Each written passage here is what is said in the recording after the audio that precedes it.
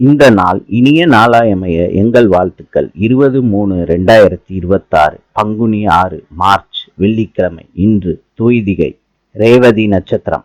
இன்றைய நல்ல நேரம் காலை 9:30 10:30 வரை, மாலை 1:30 2:30 வரை. கௌரி நல்ல நேரம் காலை 12:30 1:30 வரை, மாலை 6:30 7:30 வரை.